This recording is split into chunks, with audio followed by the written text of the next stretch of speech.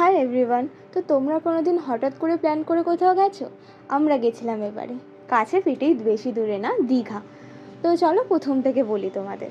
তো অনেক দিন ধরে কোথাও যাওয়ার ইচ্ছে করছিল, কোথায় যাই ভাবতে ভাবতে বাবা বললো যে চল দীঘা থেকে ঘুরে আসি।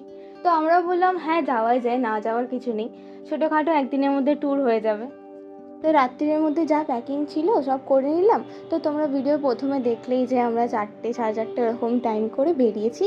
তো আমাদের এখান থেকে দীঘা 185 কিলোমিটার মতো। তো আমরা 70 কিলোমিটার মতো গিয়ে ব্রেকফাস্টের জন্য দাঁড়ালাম শেরে পাঞ্জাবে। তো ওখানে বেশ কিছু ছবি তুললাম, তারপরে ব্রেকফাস্ট করলাম চা আর ইডলি। তারপর ওখান থেকে বেরিয়ে আমাদের গন্তব্যের দিকে এগিয়ে গেলাম।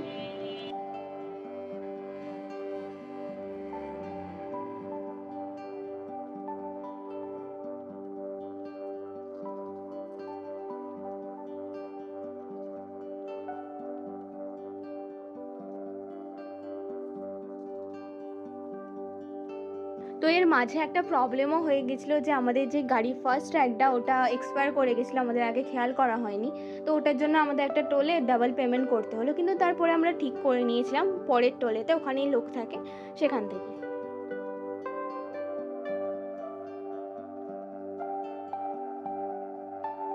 প্রায় 11টা নাগাদ আমরা দীঘার গেটের কাছে পৌঁছে গেছিলাম। আগে যখন দীঘা গেছি কোনোবার মোহনায় যাওয়া হয়নি, এইবারে প্রথম আমরা মোহনায় গেলাম। যত সব মাছ ধরে আনা হয় সব ওখানেই বিক্রি হয়, ওটা পুরো মাছের মার্কেট। ওখানে হোলসেল, খুচরো সব রকম পাওয়া যায়। ভোরের দিকে গেলে তোমরা ওখানে অনেক দেখতে পাবে, তোমরা ওখান থেকে কিনতেও পারো। যেহেতু আমরা বেলায় গেছিলাম তো তখন অতটা মাছ ছিলও না, আর যেগুলো ছিল অতটা ভালো ছিল না, তো আমাদের কেনা হয়নি। আর আমরা রাত্রিরে ফিরতাম, তো সেই জন্য আরোই কেনা হয়নি, যে ভালো থাকবে কি থাকবে না সেই ভেবে। তোমরা চাইলে মোহনাতে বা নিউ দীঘাতে কিছু টুকটাক কেনাকাটা করতেই পারো।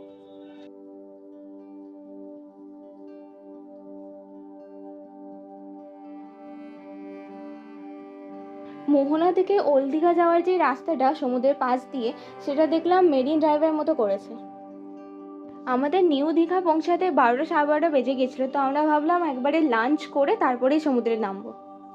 আমরা নিউ দীঘায় নিমন্ত্রণ হোটেল অ্যান্ড রেস্টুরেন্ট বলে একটা রেস্টুরেন্ট আছে, ওখানে লাঞ্চ করেছিলাম। তোমরা চাইলে ওখানে করতে পারো, ওখানে কোয়ালিটি খাবারের খুবই ভালো আর রিজনেবলও।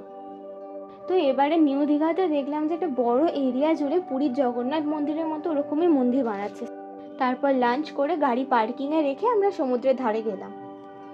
তখন জোয়ারের টাইম ছিল, ওই জন্য জল অনেক ওপরে ছিল, বেশি লোক নামছিলও না। তো আমরাও ভাবলাম যে পাড়েই এখন বসা যাক। তারপর জোয়ারটা একটু কমতে আমরা সমুদ্রে নামলাম। তারপর আমরা জলেতে অনেকক্ষণ মজা করলাম, বেশ কিছু ছবিও তুললাম। তো অনেকক্ষণ মজা করার পর এবার তো বাড়ি ফেরার পালা। তো পাশেই স্নানাগার আছে যেখানে সবাই ফ্রেশ হয়, আমরা ওখানে ফ্রেশ হয়ে নিলাম সবাই। তারপর ফ্রেশ হয়ে আমরা এই সমুদ্রের পাড়ে আর একটু বসলাম। তারপরে যে ছবিগুলো তুলেছিলাম ওগুলোও দিয়ে যাওয়ার কথা ছিল, সেই জন্য আরোই ওয়েট করছিলাম আমরা। তো ওখানেই বসে বসে সমুদ্রের হাওয়া খাচ্ছিলাম সবাই মিলে। তো যেই ছবিগুলোর জন্য আমরা ওয়েট করছিলাম সেটা দিয়ে গেল, দেখলাম যে বেশ ভালোই তুলেছে।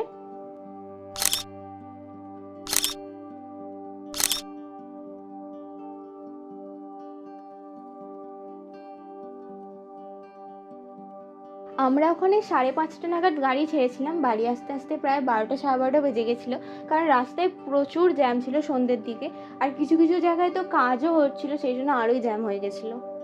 তো আমাদের দীঘা ট্যুর এখানেই শেষ হলো। তো তোমরা যখন 1-2 দিনের ছুটি পাবে কাছাকাছি কোথাও ঘুরে আসতেই পারো, মাইন্ডও ফ্রেশ হয়ে যাবে আর 1-2 দিনে ঘোরাও হয়ে যাবে।